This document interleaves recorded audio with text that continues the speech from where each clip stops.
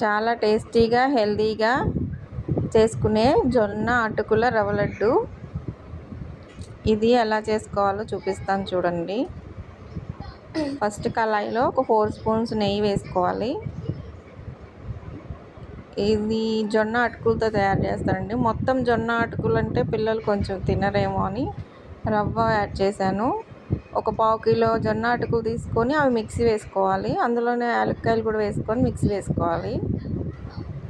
ఇప్పుడు బొంబాయి రవ్వ కళాయిలో వేసి నెయ్యి అంతా కలిసేలాగా బాగా వేయించుకోవాలి. కొంచెం వేగి కొంచెం రంగు మారుతూ ఉన్నప్పుడు పచ్చి కొబ్బరి కూడా మిక్సీ వేసుకొని పక్కన పెట్టుకున్నాను.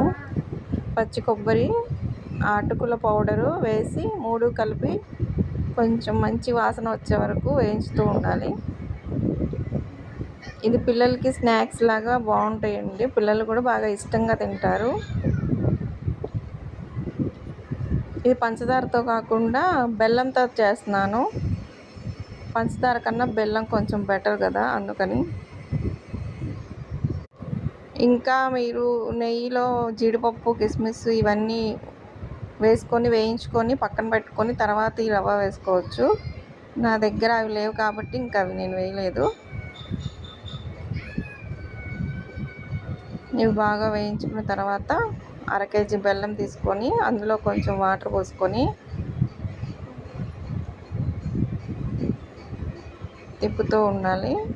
బెల్లం మొత్తం కరిగిన తర్వాత ఇప్పుడు బెల్లం మొత్తం కరిగిన తర్వాత బెల్లం 3 సార్లు పొంగొచ్చిన తర్వాత చూస్తే బెల్లం పాకం కొంచెం స్టిక్కీగా అవుతుంది. అప్పుడు మనం రవ్వ పోసుకొని తిప్పుతూ ఉండాలి. నేను వేసిన బెల్లానికి రవ్వ కరెక్ట్గా సరిపోయిందనమాట. మనం లాస్ట్లో కొంచెం నెయ్యి వేసుకొని కలుపుకోవాలి. ఇలా దగ్గరికి అయ్యే వరకు పోస్తూ ఉండాలి. మరి ఇంకా ఎక్కువైందంటే ఆపేసేయండి. నాకైతే కరెక్ట్గా సరిపోయింది రవ్వ.